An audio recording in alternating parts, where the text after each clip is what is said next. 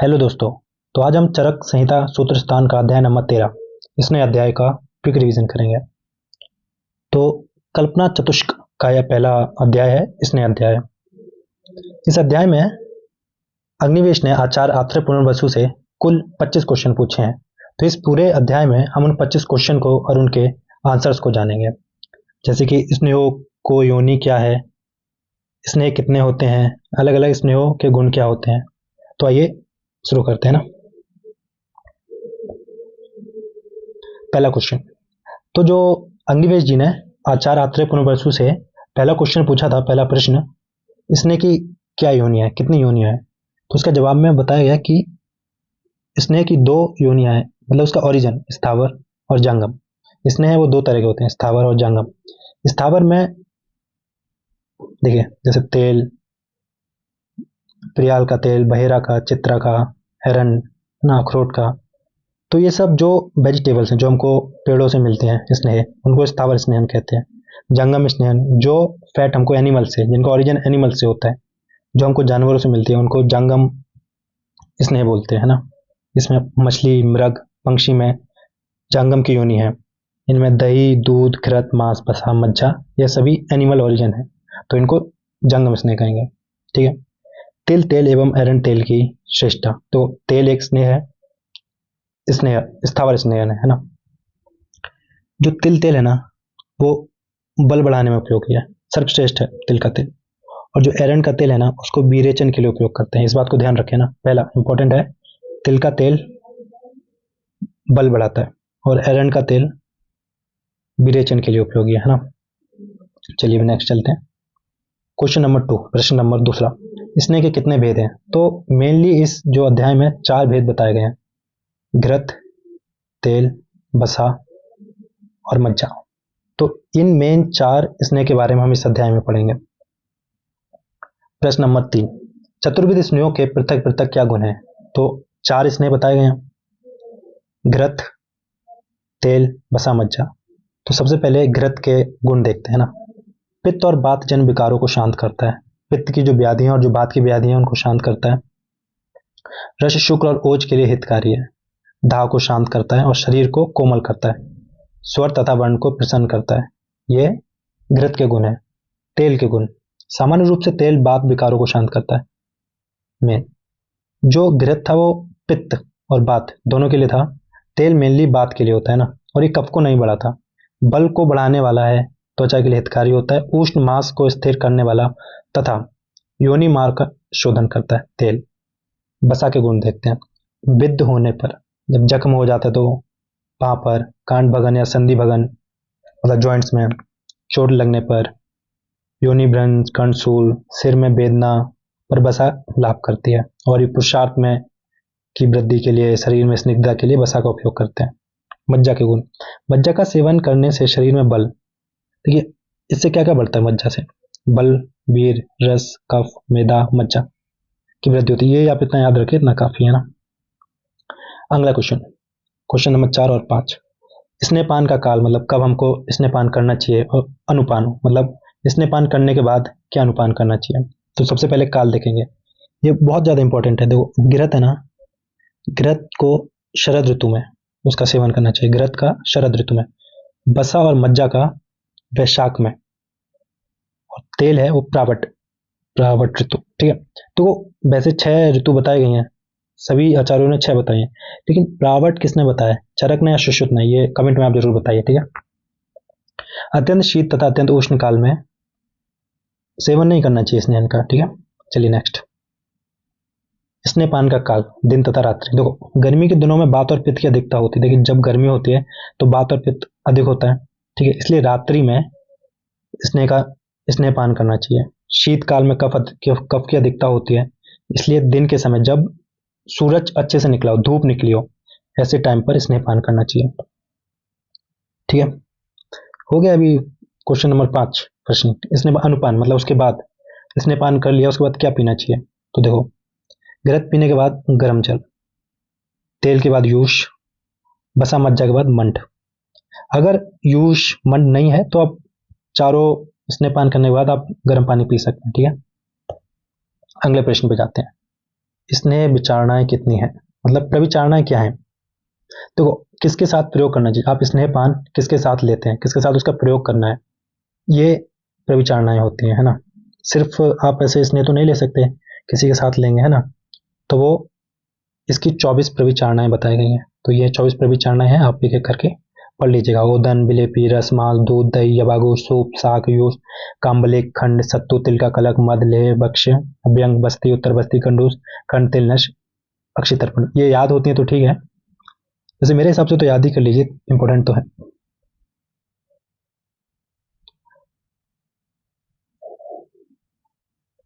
चलिए अगले प्रश्न पे चलते हैं। प्रश्न नंबर 7वां और 8वां। स्नेह की मात्रा तथा मन प्रमाण, मान प्रमाण, मतलब मात्रा कितनी लेनी चाहिए, है ना। क्योंकि ऐसा तो है नहीं आप कितना भी स्नेहपान कर लो, ठीक है। क्योंकि किसी भी चीज की आदि, मतलब किसी चीज को आप ज्यादा उपयोग करेंगे तो उसकी हानि भी होती है ना, और कम भी नहीं करना चाहिए। तो देखिए प्रधान, मध्य और ह्रस्व, ठीक है, ये तीन इसकी मात्रा है। अभी किसको प्रधान, किसको मध्य, किसको ज्यादा लेना चाहिए, किसको कम और किसको बहुत कम। तो जो स्नेह की मात्रा दिन रात में पच जाए, तो अगर आपका जो स्नेह आपने पान किया है वो दिन और रात मतलब 24 आवर में अगर पच जाता है तो प्रधान मात्रा है। 12 घंटे मतलब दिन भर में पच जाता है तो मध्यम, और आधे दिन में पच जाए मतलब 6 7 8 घंटे में पच जाए तो वो ह्रस्व, ठीक है। अभी नेक्स्ट क्वेश्चन, क्वेश्चन नंबर 9। स्नेह की कौन मात्रा किसके लिए उपयोगी है, ठीक है। किसको मध्य लेनी चाहिए, किसको प्रधान मात्रा लेनी चाहिए, किसको ह्रस्व लेनी चाहिए, ठीक है। देखिए स्नेह की प्रधान मात्रा किस किस, ऐसा कौन सा रोगी है जिसको प्रधान मात्रा लेनी चाहिए। जो पुरुष प्रतिदिन अधिक मात्रा में स्नेहन सेवन का अभ्यासी हो, मतलब जिसको आदत हो स्नेह लेने की, जिसको भूख प्यास के वेग को जो सहन कर सके, पुरुष की जठर अग्नि का बल उत्तम हो, मनुष्य का शारीरिक बल उत्तम हो, पुरुष को गुल्म से पीड़ित रोगी हो, जिसको सांप ने काटा हो, विसर्प, उन्माद, उत्कृष्ट, ये सारे रोगियों को अधिक मात्रा में स्नेहन का पान करना चाहिए। और फिर इससे लाभ मिलेंगे। अभी लाभ क्या क्या मिलेंगे। उत्तम मात्रा में सेवन किए स्नेहों के गुणों को सुनो। यह उत्तम मात्रा में विधि पूर्वक सेवन किया हुआ स्नेह शीघ्र ही रोगों को शांत करता है। जो ऊपर सारे रोग बताए उनको शांत करेगा, ठीक है। सभी रोगों के मार्गों का अनुसरण करने वाला है। यह उत्तम मात्रा दोषों का अनुष्करण करने वाली है, शरीर को बल बढ़ाती है तथा शरीर, इंद्रिय, आत्मा, मनोगत रोगों को दूर करती है, ठीक है। तो मध्यम मात्रा किसको लेनी चाहिए, जिसको अरुषक मतलब छोटी छोटी फुंसियां हैं, है ना, पिंपल्स हो जाते हैं, फफोले, बड़े बड़े सपोर्ट, पिंड मतलब ब्रण, मतलब उसको फोड़ा फुंसी ज्यादा होता है, कंडू, खुजली, मतलब फंगल इन्फेक्शन, ये सारी व्याधियां जिनको थोड़ी पित्त वाली व्याधि तो जिसको ज्यादा होती है, और जिनका कोष्ठ मृदु हो, बल मध्यम हो, तो उनको मध्य मात्रा में स्नेहपान करना चाहिए, जिससे उनके रोगों में आराम मिलता है। ह्रस्व मात्रा में किसको, वृद्ध, बालक, सुकुमार, सदा सुखी रहने वाले, है ना, और जो प्रेगनेंसी में, इन सब में आपको ह्रस्व मात्रा में स्नेहपान का सेवन करना चाहिए, ठीक है। ह्रस्व मात्रा के सेवन किए गए स्नेह का गुण, यह स्नेह ह्रस्व मात्रा परिहार में सुगम है, मतलब काफी सुगम है, कंफर्टेबल, आप उसको डाइजेस्ट कर सकते हो और ले सकते हैं। शरीर का स्नेहन और ग्रहण, ये शरीर का स्नेहन करेगा, ग्रहण करेगा, शुक्र का उत्पादन करेगा, बल बढ़ाएगा। सेवन करने पर किसी प्रकार का उपद्रव मतलब कोई भी सिम्टम आपको अलग नहीं दिखेंगे। प्रश्न नंबर 10। चतुर्विध स्नेह कौन किसके लिए हितकारी, ठीक है। चतुर्विध स्नेह में कौन किसके लिए हितकारी है, ठीक है। मतलब घृत, वसा, मज्जा, तेल में कौन किसके लिए है, इसमें एक एक स्नेह का वर्णन किया गया है, ठीक है। तो सबसे पहले घृत का देखते हैं ना।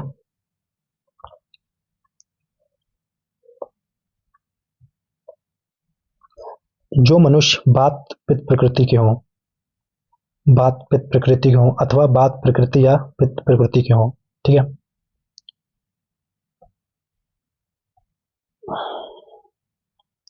बातजन्य,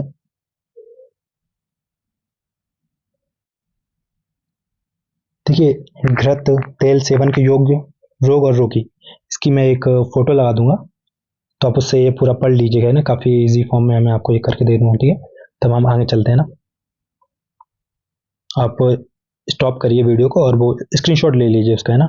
नेक्स्ट हम आगे चलते हैं, ठीक है। नेक्स्ट प्रश्न है, स्नेह का प्रकर्षण काल। स्नेह का प्रकर्षण काल 7 दिन या 3 दिन, मतलब देखिए कितना काल तक वो लेना चाहिए। तो जिसका क्रूर कोष्ठ होता है ना, तो उसको तो 7 दिन और मिनिमम 3 दिन स्नेहपान करना चाहिए। ये अगर आपने फर्स्ट ईयर में कोष्ठ परीक्षा अगर आपने की है तो उसमें ये काल बहुत इंपॉर्टेंट होता है, स्नेह काल। ठीक है। स्नेह स्नेहन के योग्य पुरुष कौन कौन से पुरुष हैं जो स्नेहन के योग्य हैं? ठीक है।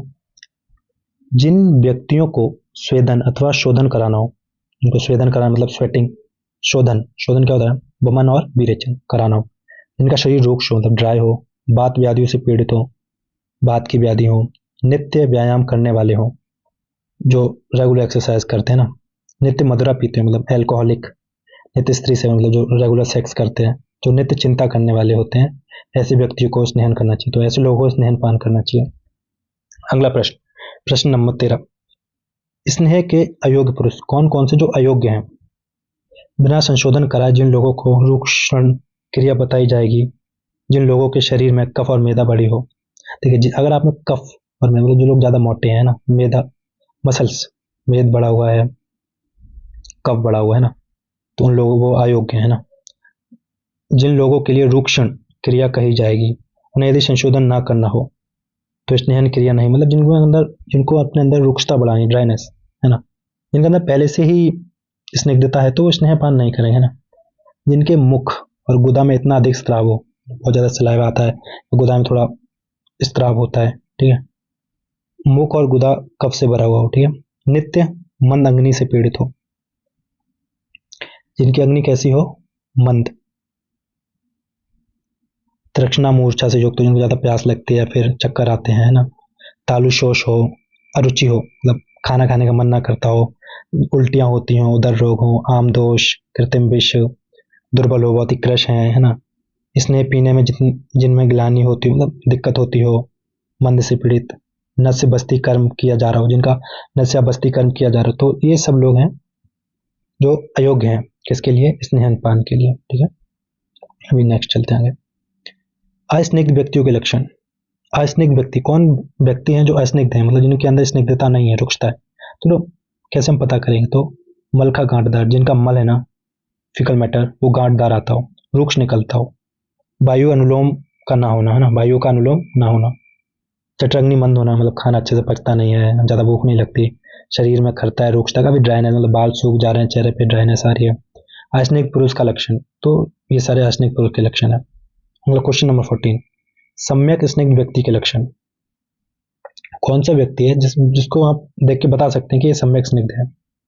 स्नान क्रिया के बाद यदि वायु का अनुलोमन मतलब वायु अच्छे से पास हो रही है, अनुलोमन हो रहा हो, जठर अग्नि तीव्र हो मतलब अच्छे से खाना पच रहा है, भूख भी लग रही है, मल चिकना आ रहा है, गांठदार नहीं आ रहा है ना, मल निकालने में कोई दिक्कत नहीं हो रही है, शरीर एकदम कोमल है, एकदम चिकना है, एकदम मलूक है, तो वो सम्यक स्निग्ध है। ठीक है, ऐसे व्यक्ति।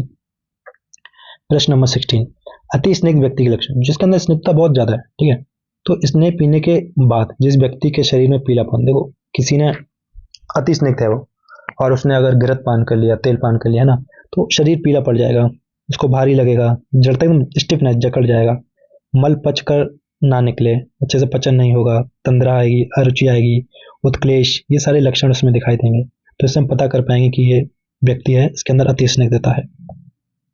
नेक्स्ट, प्रश्न नंबर 17, स्नेह पान से पहले क्या हिताहित, हित और आहित, स्नेह पान से पहले क्या किया जाए? ठीक है, यदि कल जैसे अगर आपको एक सेकंड, यदि आपको कल स्नेह पान करना है ना, तो एक रात पहले क्या करें? ठीक है, स्नेह पीने के एक दिन पहले कुछ भी द्रव ना खाएं, कुछ ज्यादा गर्म ना खाएं, अभिसंधि ना खाएं ना, ना ही अति स्निग्ध भोजन करें, अंशकीर्ण हो या फिर अपथ्य खाना है ना, अपथ्य पता ही आपको कि नॉन वेज के साथ दूध ना पिए, फिश के साथ, दूध के साथ के लिए सब अपथ्य ना, अपथ्य भोजन ना करें, और ऐसे अन्न का मात्रा पूर्वक भोजन करना चाहिए। ठीक है, और जो अन्न खा रहे हो वो मात्रा में खाएं स्नेह पान करने से पहले। ओके, ये स्नेह पान का समय, मनुष्य भोजन करने के समय भूख लगने पर संशमन स्नेह का पान करें, यदि संशोधन स्नेह पीना हो तो रात्रि में खाए हुए अन्न का उचित रूप से, जब जो अपने रात में खाना खाए अच्छे से पाचन हो जाए तभी आप संशोधन करें। ठीक है, और स्नेह पान करें। नेक्स्ट, स्नेह पान के बाद तथा उसके जीर्ण होने पर क्या करना चाहिए? देखो, स्नेह पान के बाद उसका जीर्ण हो जाए ना, मतलब पाचन होने के बाद क्या करना चाहिए? मनुष्य उष्ण जल का पान करते हैं, ठीक है। हमने अनुपान में बताया था कि अगर आप स्नेह पान करते हैं तो उसके बाद आपको क्या अनुपान करना चाहिए, ठीक है। मनुष्य उष्ण जल का पान करते हुए ब्रह्मचारी रहकर रात्रि में शयन करे, सेक्स नहीं करना है और उष्ण जल पानी पीना है। मल मूत्र वायु डकार के आए हुए बेगों को नहीं रोकना है। अगर आपको मल आ रहा है, मूत्र आ रहा है, वायु आ रही है, डकार, तो उसको नहीं रोकना, होने दे। व्यायाम नहीं करना, ज्यादा बोलना नहीं, क्रोध नहीं करना, शोक नहीं करना, शीतल वस्तु कुछ भी ठंडा ना खाएं, धूप में नहीं बैठना है ना, सोना नहीं है, शयन नहीं करना है, बैठने का स्थान अप्रभात ना होना चाहिए, इसने पीकर अथवा इसने के जीर्ण होने जाने पुनः इसने प्रयोग के शीघ्र ही बाद इन नियमों का पालन करें, ठीक है। ये सारी चीजें नहीं करनी है। यदि इसने पीने के बाद इन नियमों का उचित पालन ना किया जाए तो भयंकर रोग, उपद्रव या रोग पैदा हो सकते हैं, ठीक है। नेक्स्ट क्वेश्चन नंबर 20 और 21, मृदु क्रूर कोष्ठ क्या है, ठीक है। तो ये कोष्ठ फर्स्ट ईयर में आपने किया था ना, कोष्ठ परीक्षण। तो 7 दिन कब लेना है स्नेहन, 5 दिन कब लेना है, 3 दिन कब लेना है ना, आपको याद आ रहा होगा अगर आपने अच्छे से किया होगा तो, पढ़ा होगा। तो अब देखते हैं मृदु क्रूर कोष्ठ। केवल अच्छे स्नेह पान करने से मृदु कोष्ठ व्यक्ति 3 दिन में, क्रूर कोष्ठ व्यक्ति 7 दिन में। देखो कोष्ठ 3 तरह का होता है ना, मृदु, क्रूर और मध्यम, ठीक है। अगर आपका कोष्ठ वो क्रूर है, मतलब आपका मल एकदम बंधा हुआ आ रहा है, टाइट आ रहा है, तो आपका क्रूर कोष्ठ है, तो आपको 7 दिन स्नेहन करना चाहिए। लेकिन आपको का मध्यम कोष्ठ है, ठीक है, तो आपको 5 दिन स्नेहन पान करना चाहिए। लेकिन मृदु कोष्ठ मतलब मल में कोई दिक्कत नहीं आ रही, एकदम स्निग्ध मल, तो 3 दिन स्नेह पान करना चाहिए, ठीक है। नेक्स्ट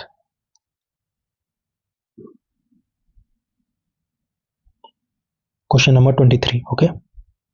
अविधि स्नेह सेवन से उत्पन्न उपद्रव की चिकित्सा। देखिए आप विधि पूर्वक स्नेहन का सेवन नहीं कर रहे हैं ना, तो उसके क्या उपद्रव होंगे, क्या रोग होंगे, क्या व्याधियां होंगी, तो वो देखते, ठीक है। स्नेह जन्य सभी प्रकार के उपद्रवों में वमन कराना, ऐसा हो जाए तो वमन कराएं, श्वेत कराएं, समय की प्रतीक्षा करना, प्रत्येक पुरुष के बल तथा व्याधि के बल को देखकर विरेचन का प्रयोग करें।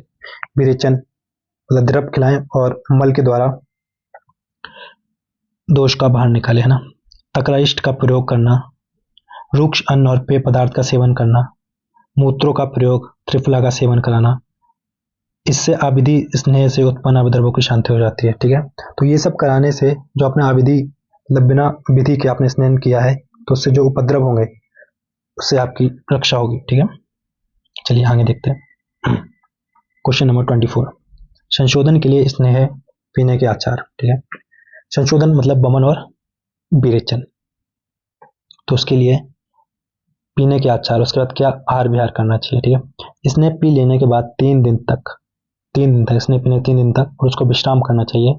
3 दिन में स्नेह से मिश्रित द्रव, उष्ण मांस रस, भात का सेवन कर विरेचन औषधि का सेवन करना चाहिए, ओके। नेक्स्ट प्रश्न नंबर 25, ये क्विक रिवीजन है, ठीक है। ये 20 मिनट की वीडियो होगी, है ना। अगर आपको पूरा अच्छे डिटेल में चाहिए तो आप कमेंट में बताइए, मैं इस पूरे चैप्टर की डिटेल एक वीडियो बनाऊंगा, ओके।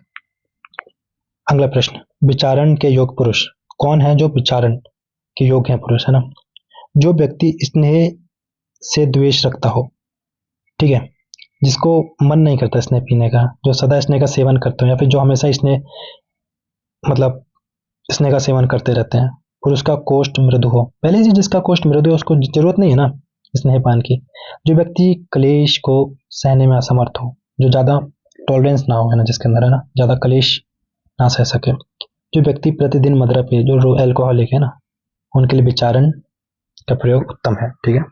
तो उन लोगों को विचारण के साथ स्नेह का पान करना चाहिए।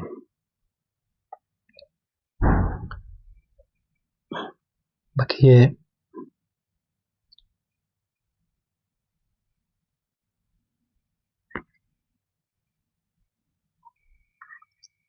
बीच में एक प्रश्न रह गया था, प्रश्न नंबर 22, अविधि पूर्वक स्नेह सेवन से उपद्रव। देखिए अगर आपने विधि पूर्वक जो विधि बताई गई है वैसे अगर आपने स्नेह का पान नहीं किया तो उससे कुछ सिम्टम ऑफ उपद्रव होंगे, तो वो देखते हैं वो क्या है। देखो, जिस व्यक्ति की गृहिणी में पित्त की प्रबलता होती है, गृहिणी ड्यूडेनम, है ना, पित्त बड़ा हुआ होता है, जिसकी अग्नि बल अधिक है, तो देखो अगर पित्त बड़ा है तो जठर अग्नि तेज होगी, है ना, तीक्ष्ण होगी, और अग्नि का बल अधिक होगा, है ना। यदि वह स्नेह का पान करे तो अग्नि अपने तेज से पान किए गए उस स्नेह को शीघ्र ही भस्म कर देती है। फिर उस स्नेह से तीव्र अग्नि बलवान होकर स्नेह की मात्रा को पचाकर ओज धातु को निकालती हुई तीव्र रूप से तृष्णा को उत्पन्न करती है, मतलब बहुत ज्यादा प्यास लगेगी। स्नेह से अग्नि के दीप्त हो जाने पर यदि गुरु अन्न का सेवन किया जाए तो अत्यंत गुरु अन्न अग्नि को शांत करने में समर्थ नहीं होता। ठीक है, अग्नि दाह उत्पन्न करेगी और खाना अच्छे से पचेगा नहीं। यदि प्यास लगने पर उस व्यक्ति को शीतल जल नहीं मिलता तो उसके शरीर में भयंकर दाह उत्पन्न होगा। ठीक है, जिस प्रकार सूखे तृण के ढेर या बंद कमरा में रहने वाले विषैले सांप को जब क्रोध हो जाता है तो उसके विष रूपी अग्नि से वह तृण जल जाता है और सांप भी उसी में मर जाता है, वैसे ही तीव्र अग्नि का मृत्यु कारक होता है। देखिए, अग्नि बहुत तीक्ष्ण है ना, बहुत ज्यादा तीव्र है और उसको आप शांत नहीं कर पा रहे तो वो दाह उत्पन्न करेगी, जिसकी वजह से ओज का क्षय होगा और हमारे कई सारे उपद्रव और दाह, ऐसी तृष्णा, ये सब उपद्रव आएंगे। ठीक है, तो यहाँ पे ये स्नेह अध्याय खत्म होता है और इसका क्विक रिवीजन हम यहीं खत्म करते हैं। थैंक यू, मिलते हैं नेक्स्ट वीडियो में।